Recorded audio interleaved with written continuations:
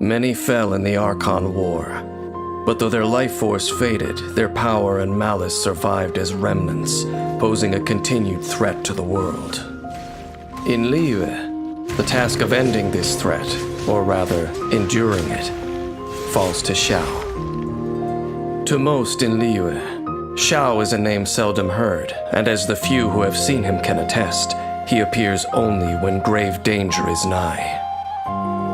Coming across this Adeptus, should one count their blessings or their curses?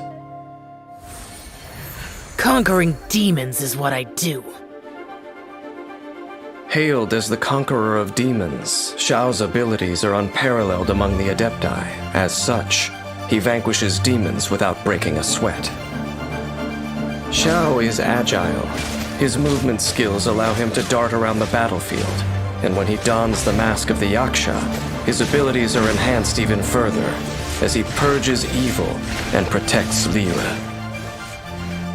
After years of honing his abilities, Xiao has developed an Adeptus art that affords him strength at high altitudes.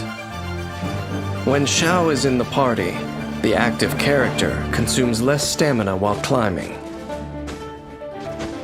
Xiao's normal attack can combo up to 6 strikes, dealing physical damage to enemies.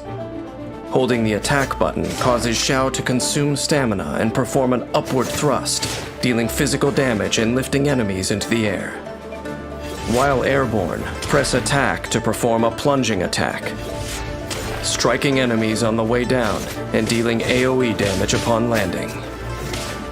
Xiao will not lose HP from a plunging attack, no matter how high he starts. Use Xiao's elemental skill to lunge forward, dealing anemo damage to enemies in his path.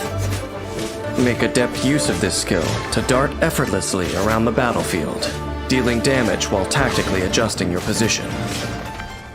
Also, lemniscatic wind cycling can be used while airborne, making it easy for Xiao to navigate challenging terrain, aiding with exploration.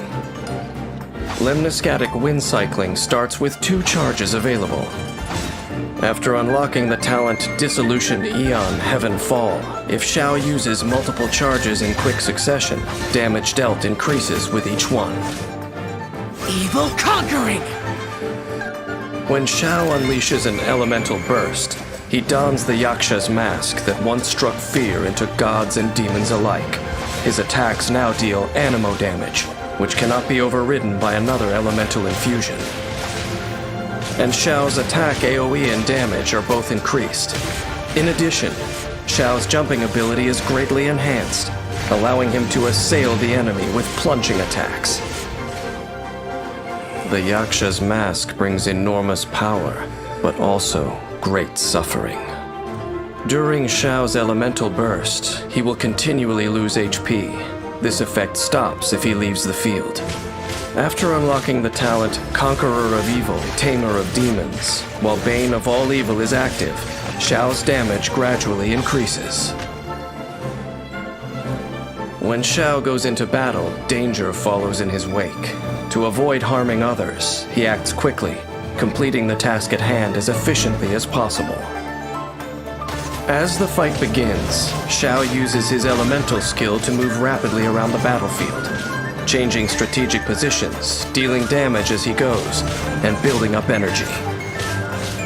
When his energy is full, he unleashes his elemental burst and harnesses the power of the Yaksha's mask to incapacitate the enemy with plunging attacks and finish off every last one.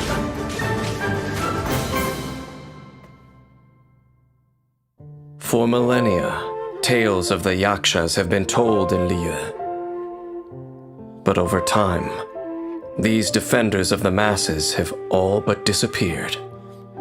Only Xiao still honors his contract with the Geo Archon by performing the duties assigned to him, though the cost of this duty is perpetual solitude. I know that Adepti suffer heartache just as I do, but I cannot know Xiao's future. Will Xiao be ravaged by the unending war he wages and be plunged into despair? Or will he meet someone who understands his sacrifice and can shine a ray of light into his dark world.